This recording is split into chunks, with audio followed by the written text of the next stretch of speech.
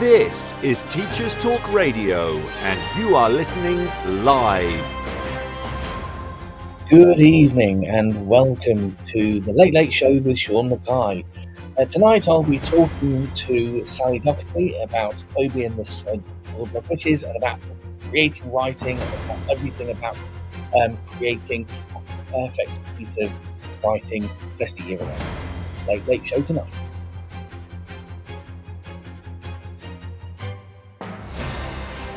This is Teachers Talk Radio, and you are listening live.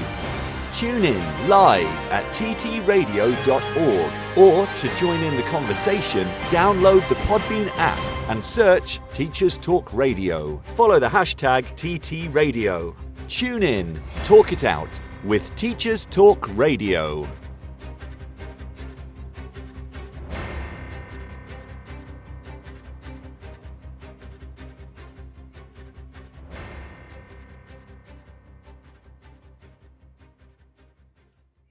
Good evening and welcome to the show, another Friday Late Late Show with me, Sean Mackay. So tonight, as I said, I'm going to be talking to Sally Doherty, author of Toby and the Silver Blood Witches, who won the Book Bloggers Novel of the Year, and also shortlisted for a number of other prizes as well. A great author, a really fabulous book, and certainly one I'd recommend to go into most of your libraries. Now, obviously, with Sally tonight, Sally has ME, so it's a recorded interview, so you can't really ring in or text her and ask her any questions tonight because it's a recorded interview, but I guarantee that you will get some absolutely cracking advice from Sally. She talks about how she is able to kind of create the pieces of writing that she did. It was really wonderful talking to her, and I'm hoping that you will gain as much of it as you can do. Now, as I don't know about you, but I'm getting slightly nervous now. The Year 11s are about 7 teaching weeks away from their exams. They're beginning to, I don't know whether they're more scared, them or me, but it's certainly one of those run-ups to the exams where you kind of start to really push those Year 11s. And hopefully tonight's episode with Sally will give some of you teachers a little bit of inspiration to kind of go out there and push some of the things that Sally talks about in terms of her writing.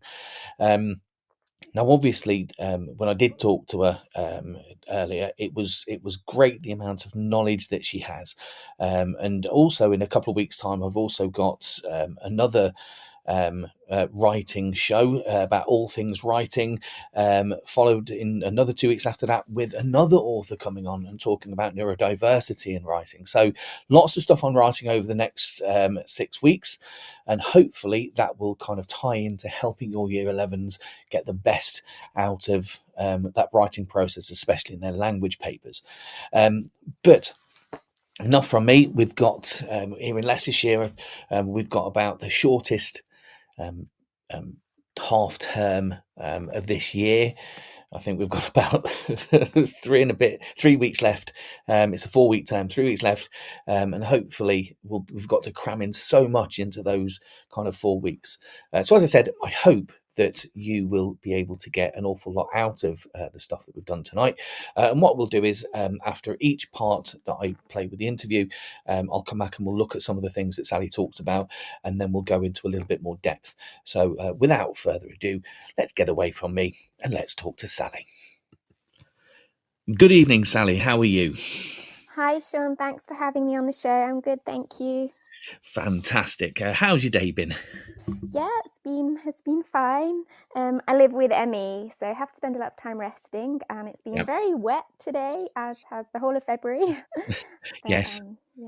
Yeah, definitely. I mean, I came out without my coat because it was absolutely sunny this morning, and by the time I got to work, it was throwing it down. So I was quite lucky that a friend of mine had an umbrella to help me out. So, brilliant. So let's get on with the show. So the first question, it's the question I ask everyone that comes on my show, is what is your favourite book and why? So I decided I wanted to talk about my favourite children's book, because it was just one that I absolutely adored. And it was Goodnight, Mr. Tom by Michelle Magorian. What an amazing book. Yeah, so I think that quite a lot of teachers still use it in primary school. It wasn't actually one that we used in school at that time. It was one I read myself.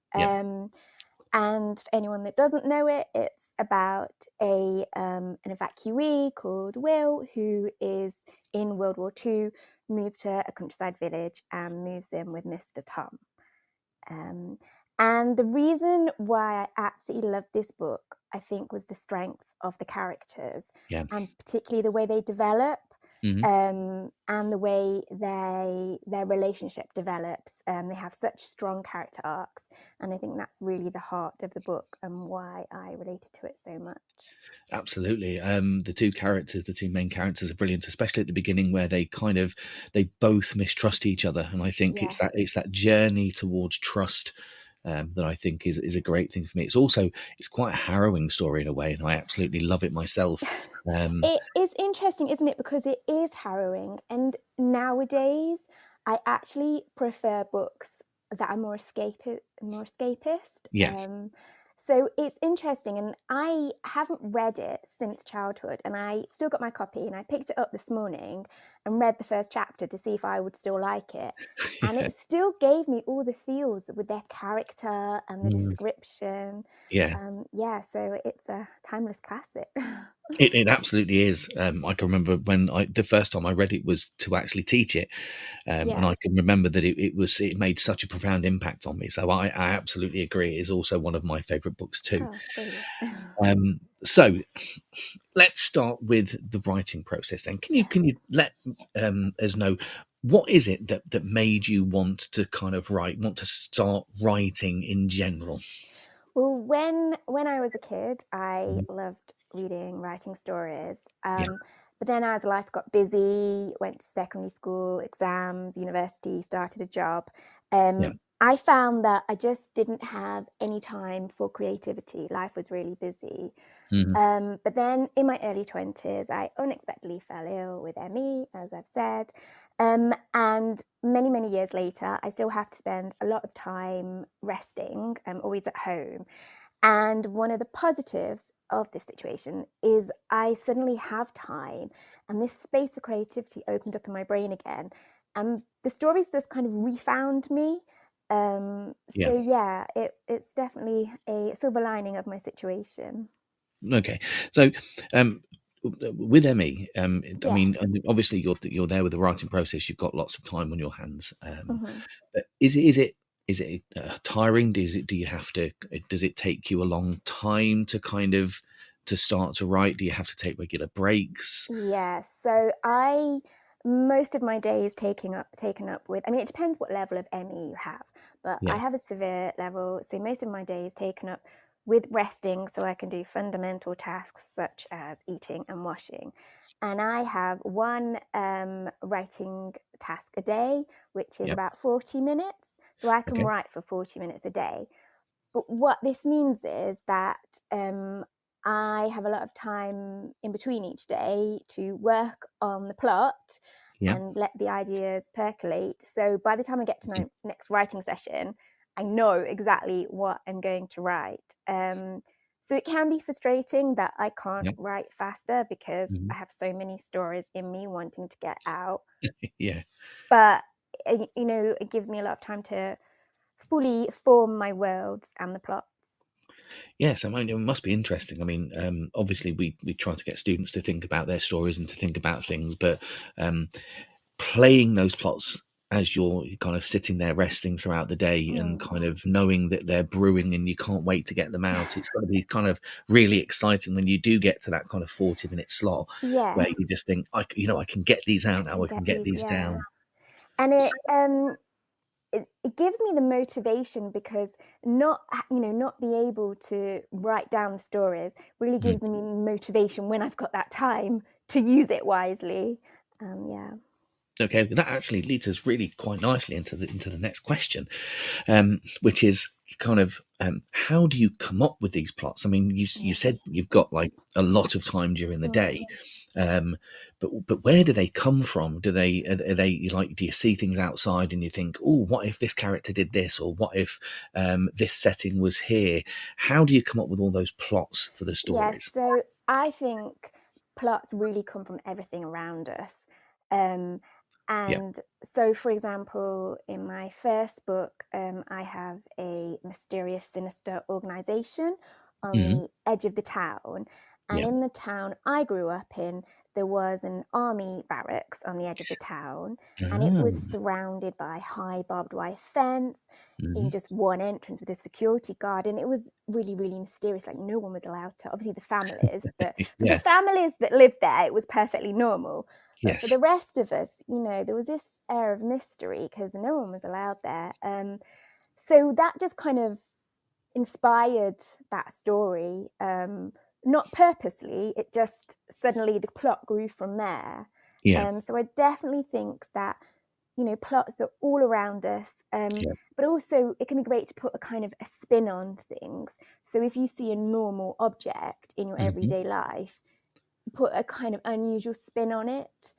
So for example, in my Yeah. mysterious building, I thought there's someone at my main character sees someone at the window who shouldn't be there. Hmm. So I think it's kind of take things from your everyday life and put an unusual spin on them is the kind of thing I tend to do. Oh, that's brilliant. I mean, that's certainly something people can use in schools, especially with the year 11 exams coming up. Certainly looking around you and looking at the things that are around you and trying to make them into a kind of a story, Yeah. thinking about how things can twist. I certainly know with your book, especially one of the things I really liked was the kind of the radar that is actually a kind of a Yeah. gun on top of the building, which I Yeah. thought was absolutely phenomenal. But Um, spoiler alert, because they think it's like a satellite dish. And yes. so, yeah. And it's kind of like when you said about the kind of army barracks, that kind of makes me think, did that have something to do with it? Kind of like you see this mysterious building, but it's an army barracks. Are there some kind of secret weapons that are there to stop people Yeah. from coming in? I think maybe subconsciously, now you say that, could well have come from there. Oh, brilliant! So it's certainly something that teachers can use to get them, just go outside and have a look outside their windows, take them out, get them to write down Yes. the names of objects, and just twist them into stories, into something different. Exactly, yes. Brilliant. So, in that case, then let's move on to the next stage. Then, so characters. How do you create your characters? Right. So for me, the characters just kind of pop into my mind. Hmm. And when I write the first draft, they can possibly be quite two-dimensional. Yeah. So when I go back and do further drafts, one of the important things is to flesh them out and Yeah. make them three-dimensional, just like real life people. Okay.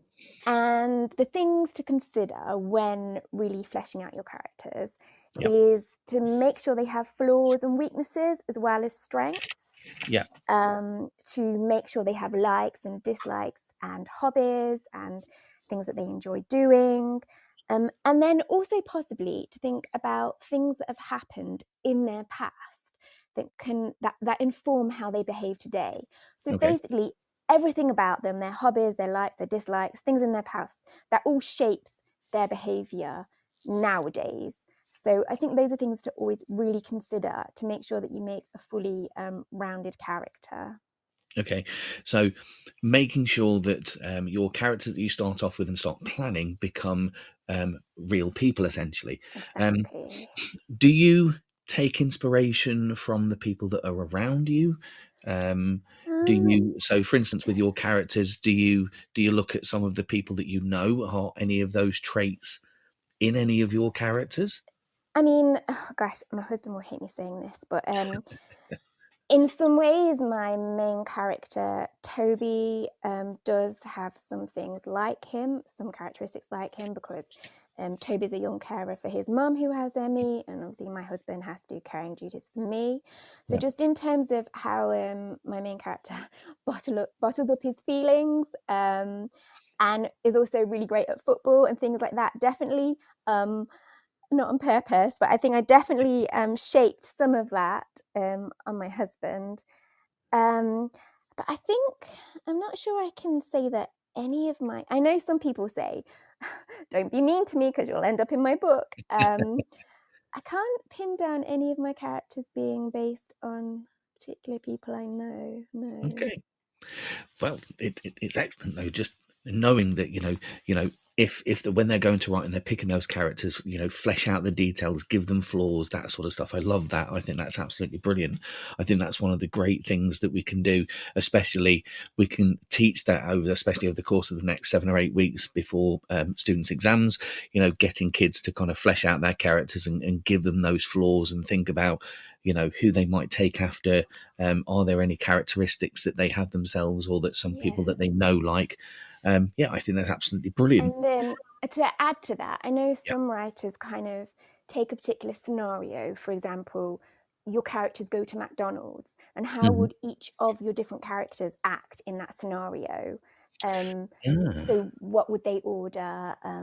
Where would they sit? Or just so it doesn't have to be going to McDonald's, but putting all your characters in one particular scenario.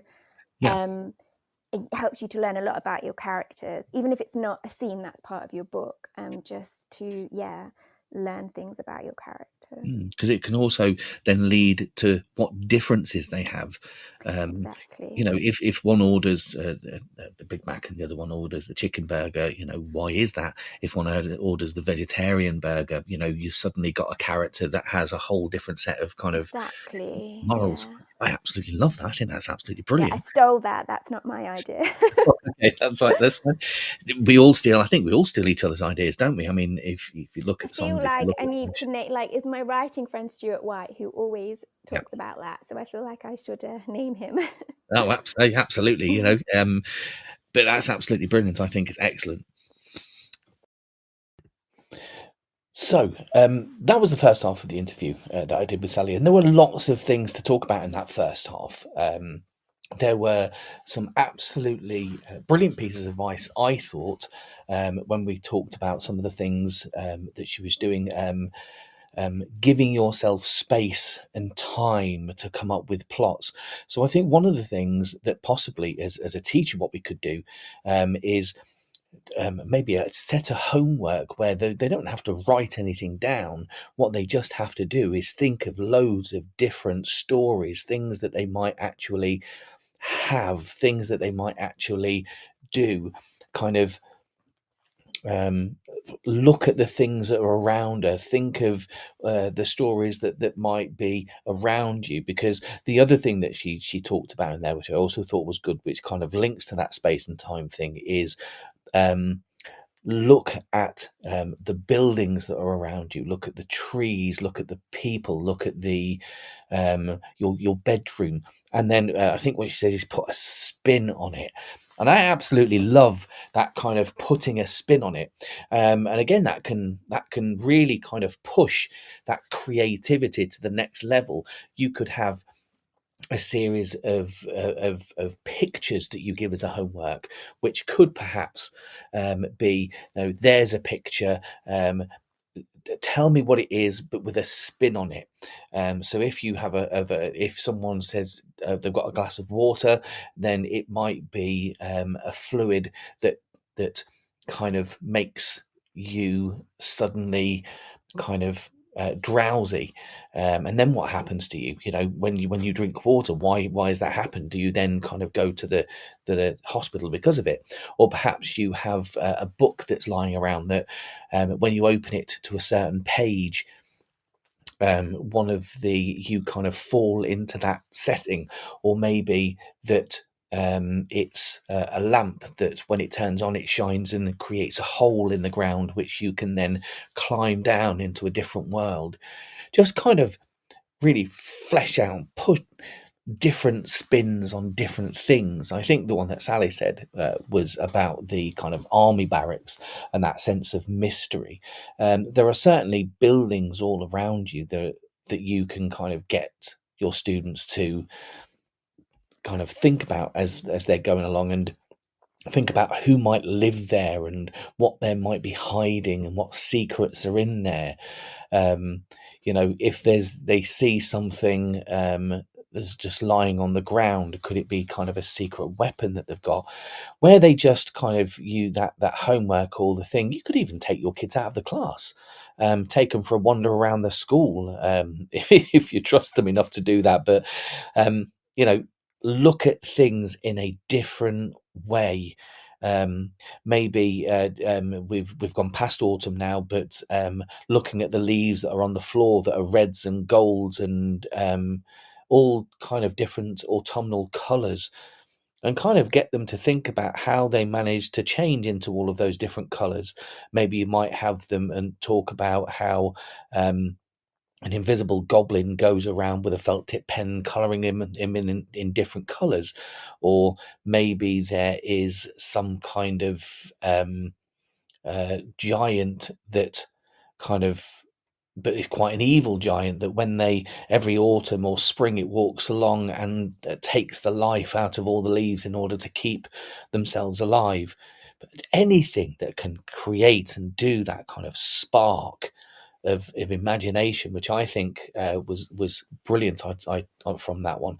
So I was writing down ideas all the time whilst we were talking, and I think it's a great thing to actually do. And then she talked about her characters, and I think the characters. One of the great things I took from that is the kind of scenario thing that she talked about.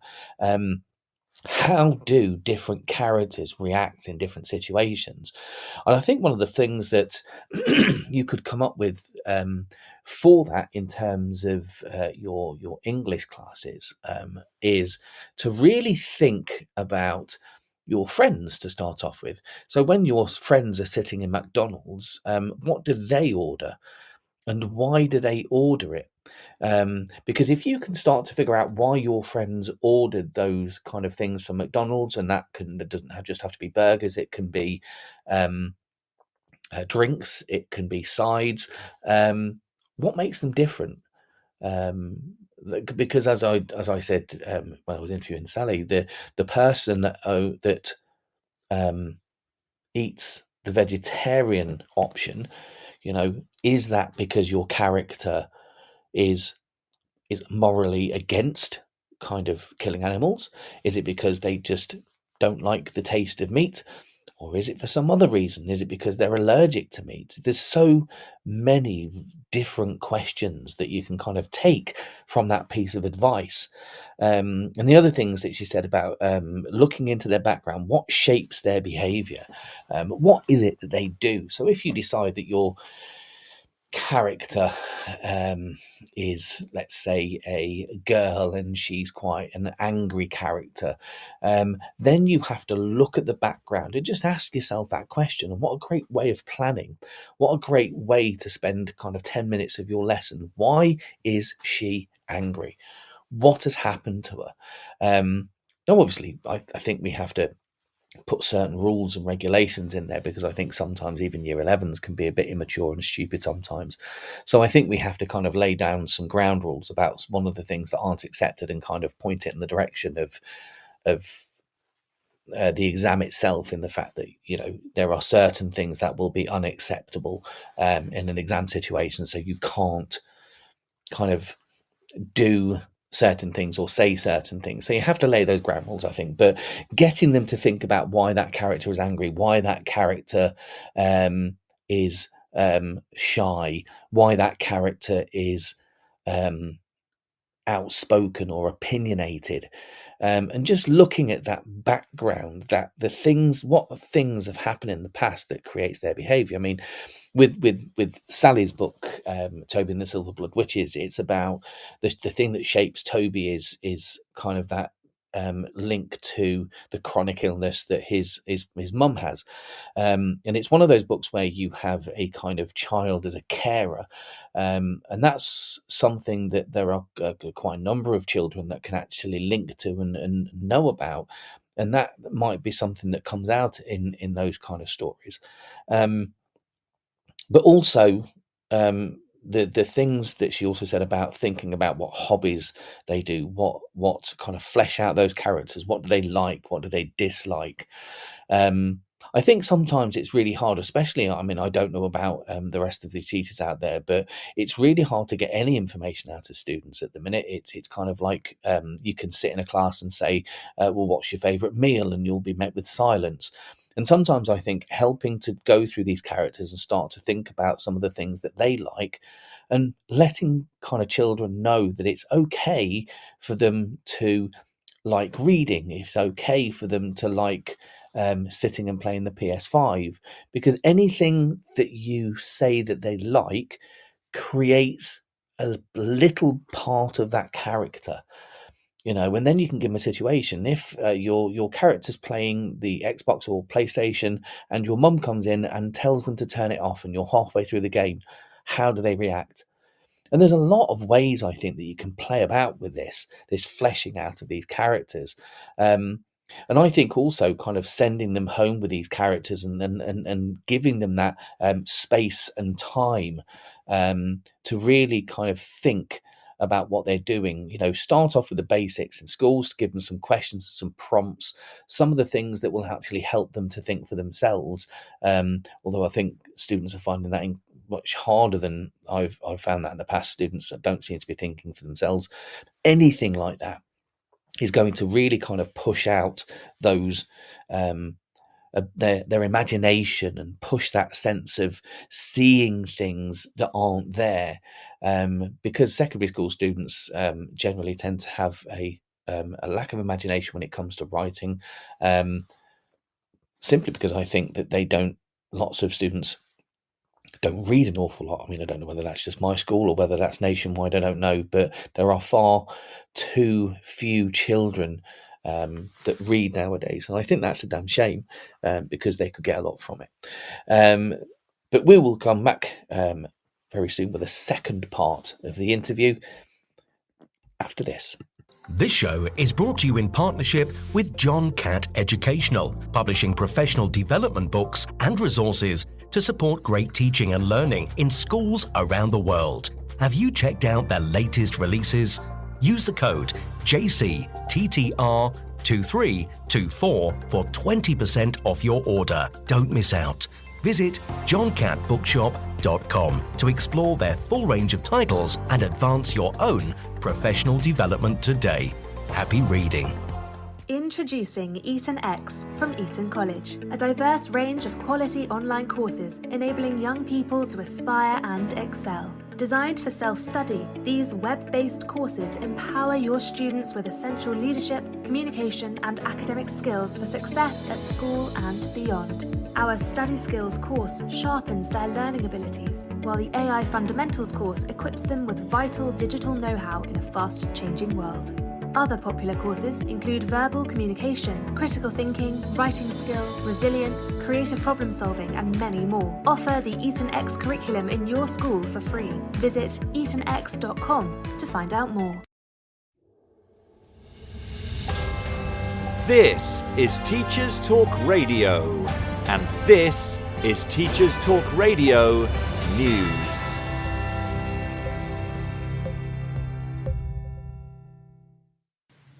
The Guardian features an analysis of the impact COVID and austerity had on children in England. The article focuses on 4 key areas and contains some deeply concerning data. In terms of child poverty, 4.2 million children are in relative poverty, and young people experiencing destitution has tripled over the past 3 years. According to researchers, this means children facing such hardships may go without proper clothes or share a bed with a sibling. But it also means missing out on family outings and school trips. These children are also more likely to be affected by cuts to local amenities, including libraries, parks and youth clubs, further reducing life opportunities. Schools in early years have struggled since the pandemic. Issues with children not meeting developmental milestones in EYFS and poor attendance and deteriorating behaviours are affecting primary and secondary age pupils.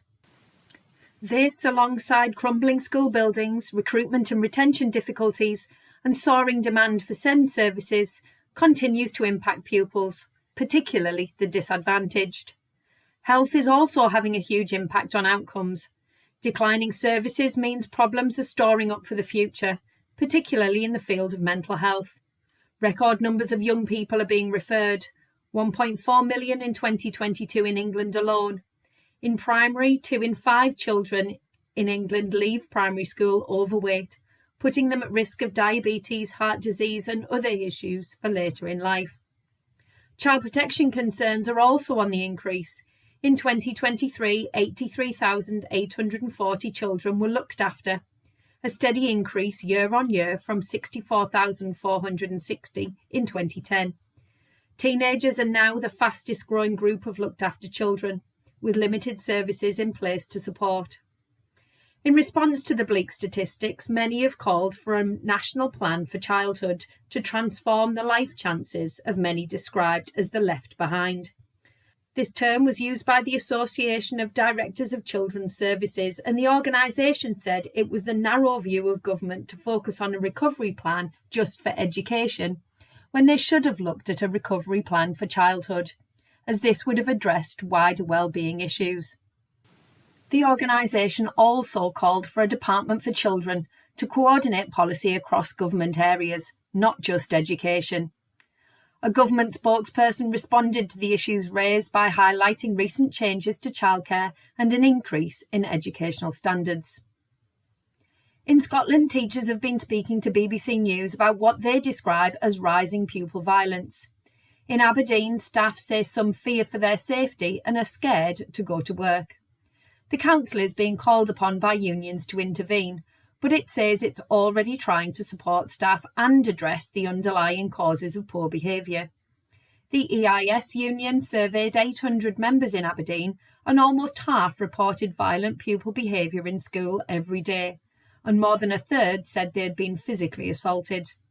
The problem is reported in both secondary and primary schools.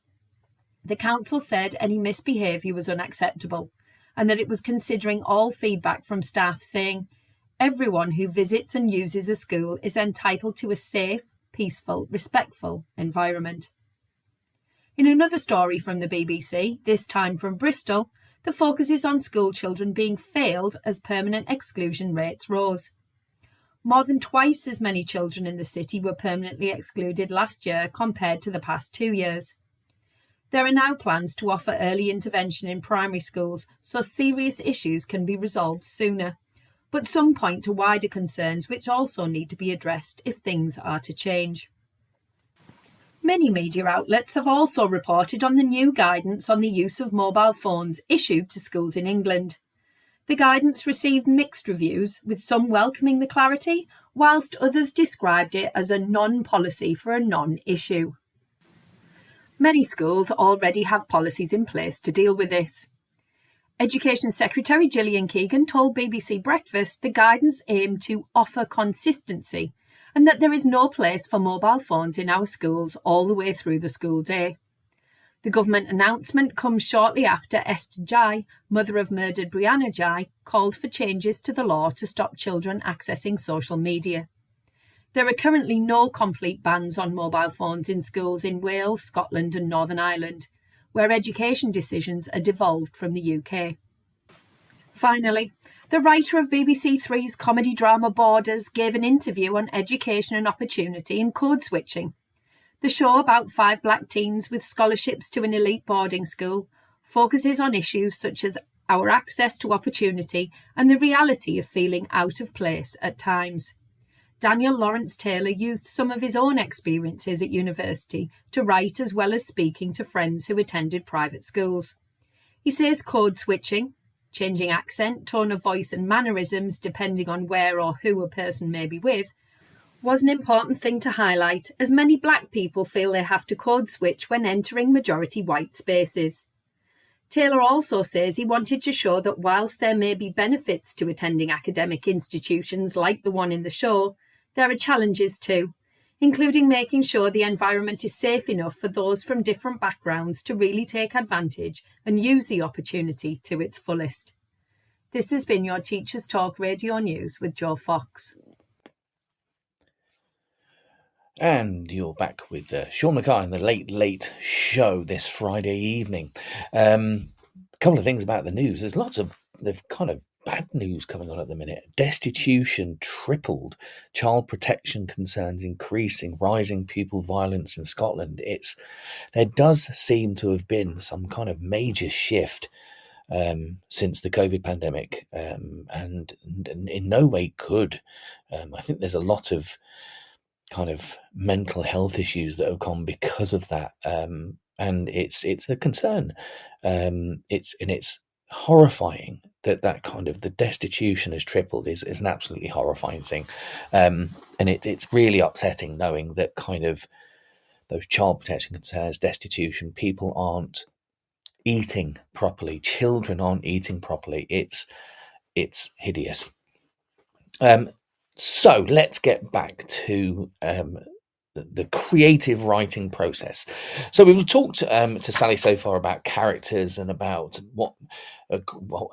how to start thinking about writing, about how to start thinking about characters, how to twist everyday objects into kind of these really great plot points. But what else has she got to say? And she has a lot to say and lots of cracking advice, as I said. So let's get into the second half. So moving on then. So we've got our plots from the things that are outside. We've got our characters that starts off with 2 dimensions, and then we flesh out all of the flaws and all of the things that's great about them and the different things that they might do in different scenarios. So for you personally, what is the best thing about writing? For me, it's definitely the escapism. Yeah. So in those 40 minutes when I'm writing, I'm not thinking about the symptoms that are in my body. I'm not thinking about, anything in life. I am living the story. I am with my characters in whatever their story world is. So yeah, that's what I absolutely love about it. It's kind of because I can't go anywhere, I'm stuck at home, but my characters they can travel to new worlds basically, and I can go with them. So that's what I love about it. That's absolutely brilliant. So is there a particular character that you like being in your book more than kind of any other character? So when you're thinking of your characters and you're fleshing them all out and you've got them all down and you start writing, is there a particular character that is it just the main character that you're in that escapist world in, or are there other characters that you love as well? So when we write nowadays, we're really encouraged to write from close third person. Yeah. Which means that always through the main character's eyes. And I was thinking about this with Goodnight Mr. Tom, because that's actually, as many classics, an omniscient narrator. So you kind of learn about, you see it through all the characters' eyes. So even in the first chapter of Goodnight Mr. Tom, this morning, I saw that you see it through, you learn what Mr. Tom is feeling. You also learn what Will is feeling. Yeah. So we're now told really to do it by, just through the main character. So when I'm writing the story, it is all through Toby. That said, particularly in the dialogue, when I'm bringing in other characters, I'm feeling them as well. And I think my favorite characters to write are ones that bring a bit of humor. Okay. And particularly more and more, I'm finding my stories are becoming more and more, hopefully other people will think they're funny. But I think even through my trilogy, I've noticed I'm going more and more towards like bringing in. So I have one witch who's called Witch Bumble, who brings the humorous element. So yeah, I think those are probably the characters I relate to most now, because they're a bit of a like relief. Yes, absolutely. Those kind of release characters, the ones that kind of release all the tension a little bit, I think are absolutely crucial to kind of plots and moving that forward. And certainly having someone like with Toby and the character in your book, it's kind of like, and also there's one thing that kind of it doesn't have in Goodnight Mr. Tom is kind of friends. He doesn't, the character in Mr. Tom doesn't seem to have anyone, and that's the same with both of them, and that's what makes it so special when the two of them become friends. And I really like the same thing that happened in your novel, where the kind of the friends are kind of there but apart, but eventually they kind of come together and he realizes that he needs them. I think friendship is definitely really important, particularly in children's books. I think that's definitely a core theme. And I think in Goodnight, Mr. Tom, Will also, I've forgotten his name, but he does gain a friend. But then I think isn't he not killed or something terrible when he goes off with like his actor mum and dad? I don't know. But yeah, friendship is definitely a really core theme. Yeah. Brilliant. Okay, so coming back round to kind of school, and we've got the plots and we've got the characters and we've got the lovely things about that escapism, getting into your writing and not actually being in the room but being with them. For the year 11s out there, what advice would you give to a student who is coming up to their exams? They know they've got this kind of extended piece of writing to do. What advice would you give them about writing? So I thought long and hard about this question. Okay. There are so many answers I could give, but I think one of the most important things is to make your story or their story. Sorry, did you just hear that? My dog just whined. Sorry, That's all right. Like whined in the background. I'm sitting next to my dog as well. She's doing the same thing. To make their story original and unique. So don't try to write the next Harry Potter or the next Lord of the Rings or the next Hunger Games, but to write something that is unique. And if they can bring in their own personal experience, even better. And so, for example, if they do decide to write about witches, how can they make their witches or whatever their stereotypical character is, how can they make it different to ones that are already out there? So in things that the character wears, in, for example, the magic system, how can that be different? Yeah. So that was part one of my answer. Make the story original, unique, and make it theirs. Okay. Sorry, I'm just gonna shut my dog out quickly because he's really whining. Let's go. That's all right. Good boy. He's going to join my husband. Right, he's gone. Okay, so part two of my answer was, which kind of leads into the whole personal, making the story personal. Part two was every story has an external arc, which is the main adventure and the exciting plot. But I think the best stories also have an internal arc, which is basically how the character changes through their story. Yeah. So, for example, in my story, the main character comes to terms with his mum's illness through the story. Or you could have a character that's scared at the start and through the story they become brave, or they gain friends through the story. And so this internal arc, this character development always happens through the external arc, through the main plot. But it's what really gives a story the heart. And I think it's what really makes readers relate to the story. And again, if the students can use their own personal experience to inform whatever changes their character goes through, even better. So yeah, that's what I personally think makes the best stories, making it personal and having some sort of internal character arc. Okay, that's absolutely brilliant. So with the internal character arc, would you have also kind of an internal dialogue? I mean, where they kind of think about the things that are happening and they talk about the things that are their feelings and that sort of stuff. Would that make a good kind of internal arc as well that links to that main story? Definitely. So I think just as you need dialogue and action and descriptive passages, you also having some sort of internal monologue is also another great thing to add. Okay, brilliant. So moving on then to the next question. It's a very short question, and I've spoken to authors on our Teach.radio, and we've had teachers, authors coming in to school, and different authors do different things. So I want your kind of view on this one. Plan or just write? So it may be a short question, but I have a long answer. Okay. So writers often talk about either being pantsers, which is like basically flying by the seat of their pants, or being planners. But I'm kind of in the middle, which we call a plantser. Planter, okay. Yeah. So I can't just write. and I think maybe it's because I don't have the time to just gaily write, and then because you can easily write yourself into a corner and then have to go back. So I have to know where I'm going. So before I start writing my story, I have to know the beginning, the end, and kind of 3 plot points of how the story gets there.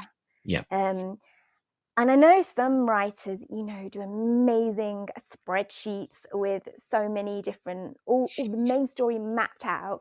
And I think that's incredible. And it's also incredible when you can just pants it. But I also can't plan it all out, because if I do, I lose the motivation to write. Because if I know it's all written down in kind of note form, I'm not going to forget it. So one of my motivations to keep writing is that if I don't write it, I'm going to forget it. Right. So I have to do a hybrid approach. I mean, for students, I would advise that you do have some sort of a plan, at least some sort of backbone of a structure with a beginning, middle, and end. So you know where you're going. Particularly as I don't know how much time you have to write draft after draft. So and the other thing is, I've also found the reason I can't plan it all out meticulously is as I write, I learn things about my characters and the plot that I had no idea would happen until I started writing. So I do a bit of both. Okay, I think that's a great answer. I think certainly for students that are coming up, do a bit of a plan, but also allow freedom for the characters to become a little bit more creative as you go along. Absolutely. But still kind of stick to that story arc, but move them in different ways. If it has to move or bend a little bit, kind of, go with the flow, let them do it. Yes, because it can surprise you, it really can. But Oh, absolutely.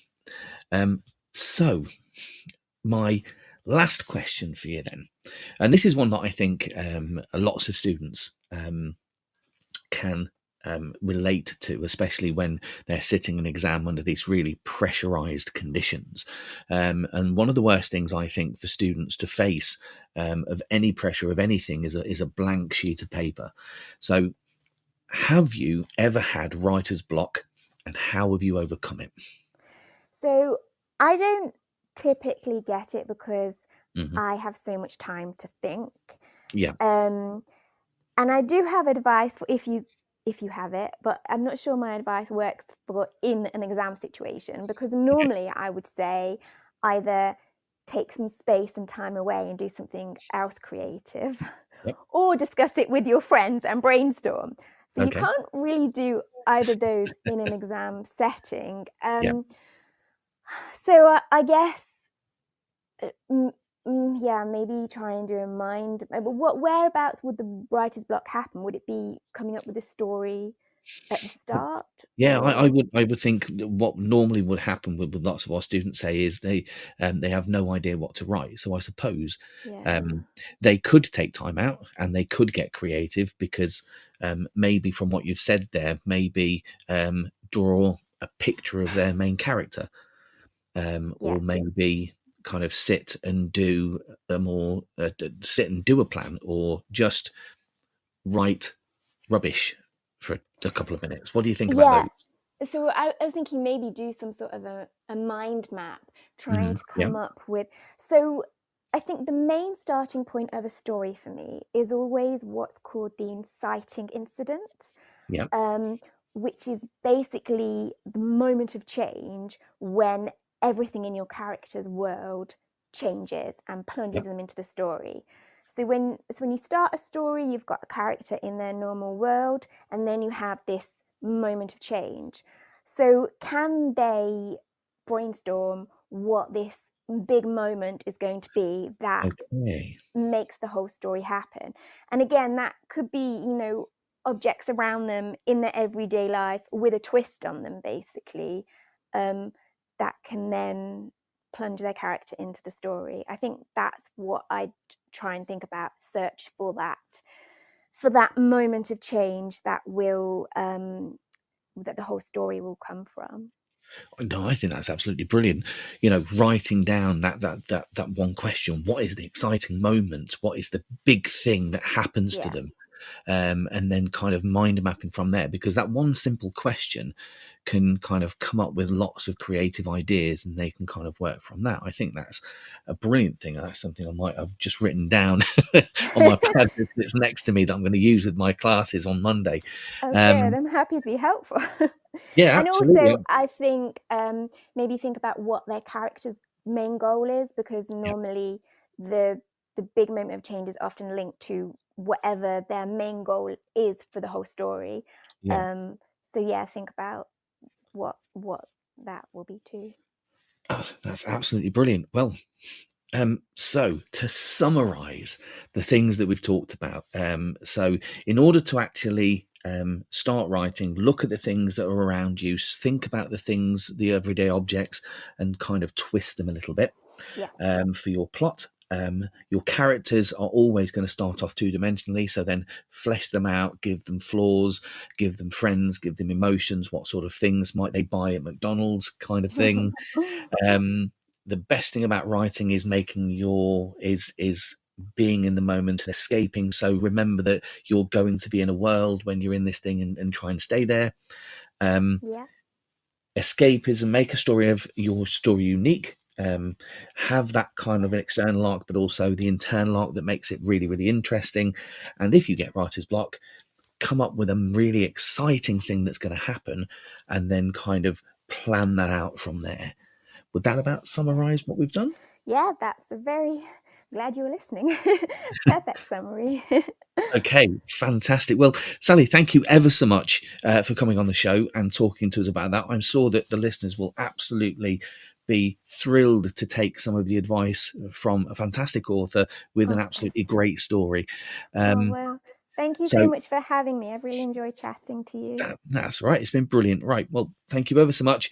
And I will hopefully talk to you at some point soon. Thanks a lot. Cheers. Bye. Bye-bye. And so, what an absolutely amazing interview that was. I thoroughly enjoyed every single moment of it.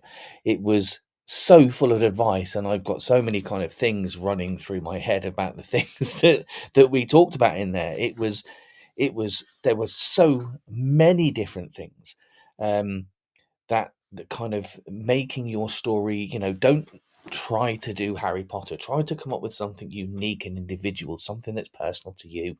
I think that's one of the things I think as a teacher I've tried to tell my students. The more you do it about you and your experiences, the more you're going to make your character react in a much more genuine way, a way that you reacted to that kind of situation. And that's why your story is a unique story. So I always try to encourage them to kind of, in that uniqueness, to bring themselves into it, especially themselves as a character, but making it unique, having it as their story, I think is such an amazing piece of advice. Really simple, but really, really amazing. And then that second thing that Sally talked about in terms of having that kind of internal arc. How does that character kind of change throughout the story, even in the tiny bit that they're going to get through in that 45 minutes within that that exam that they've got to do? If they're doing AQA, which is the exam board that I'm doing, how does that character change? Because even with a short story that you're going to do in 45 minutes, you're still going to have a believable character, flesh out those things, get those plans done, but make it personal. That think about that internal monologue. What are they saying to themselves? How are you going to get your readers, in terms of the readers, the examiners, how are you going to get the examiners to like your character? Give them that internal arc that kind of Sally talked about. And I think if you can plan that and you can do that, you're going to get some really interesting kind of stories coming out in their exams, and they can certainly practice that. There's plenty of time left for your students to kind of start practicing those external and internal arcs that you've got, and make it kind of personal. But then obviously there was we talked about kind of planning and what they can do to plan. And one of the things, obviously, that Sally said there was that she was in the middle of the kind of the pantsers and the planners. So have a plan. And what she talked about was kind of have a beginning and end point. Know what your beginning and end is going to be. And then once you've got your beginning and end, kind of have those 3 or 4 plot points that are going to be your main focus of that story or part of the story. If your students are kind of doing that, I think that's a great piece of advice, because that way you're giving your students a beginning and end goal. You're saying to them, start off with what happens at the beginning, write down what happens at the end in terms of note taking for your plan, and then just give it 3 or 4 things that are going to happen. And that way you've done your plan. Your plan's really quick. You can quickly sketch out your characters, give them that internal arc, think about taking them into something which is more fleshed out, what shapes their behavior, how might they react in given situations.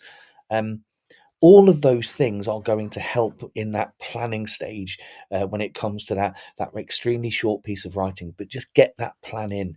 I think that was an absolutely brilliant one. Have the backbone of a plan and then go through that. But, allow yours to have that kind of sense of it doesn't have to be a really long plan.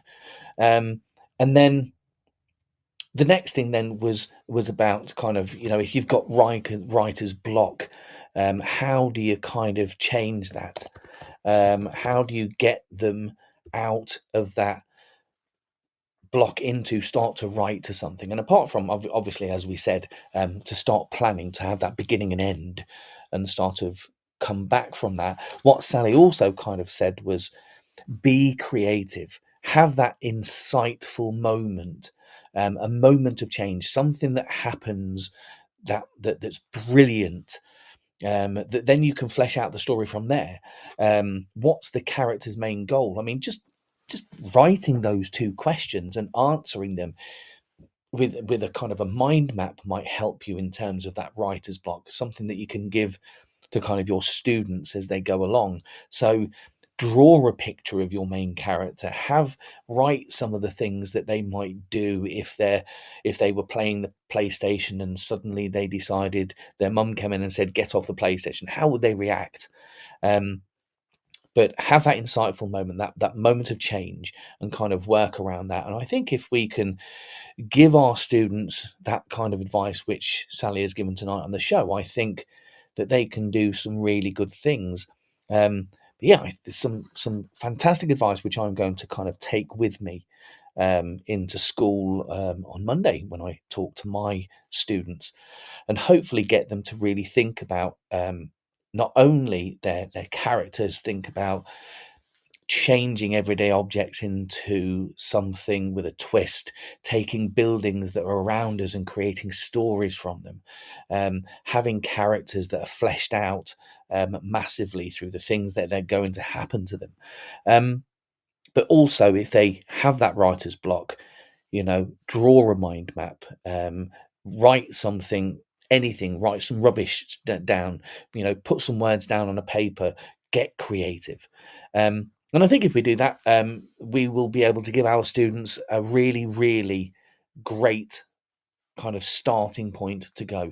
So there's lots, I think, that we can kind of take from what Sally's talked about over the last kind of hour, and which I've kind of fleshed out a little bit. And don't forget to point out the students that, if you really get into your story, I mean, they've got to check it and keep going back to it, making sure their spelling, punctuation and grammar's okay. But also just make sure that they are in that story, they are living that story through their main character, and give that main character a bit of leeway. Make them, where is that going to take them? And so a bit of practice on that, I think, will actually get them to a really good place. And I think practicing that over the next 7 or 8 weeks will be brilliant. So thank you again to Sally Doherty author of Toby and the Silver Blood Witch, for coming onto my show and talking about writing and the writing process, and giving us so many amazing things to take away to our school and hopefully help our students to become better writers. And thank you as well for joining me tonight if you were here. I know there were quite a few people came in and asked questions. Also, remember, in a couple of weeks' time, we will be talking to a different author. Well, not an author, sorry. We're talking to someone who's an expert in kind of writing, which is Catherine Prange, I think her name is, if I'm saying that right. Followed 2 weeks after that by talking to author Emily Randall Jones about neurodiversity and writing too. I hope you've enjoyed tonight. I've certainly thoroughly enjoyed talking to Sally, and I hope you all have a great weekend, and I will see you in 2 weeks' time. You've been listening to Teachers Talk Radio. Tune in live and listen back at ttradio.org. We look forward to hearing from you next time on Teachers Talk Radio.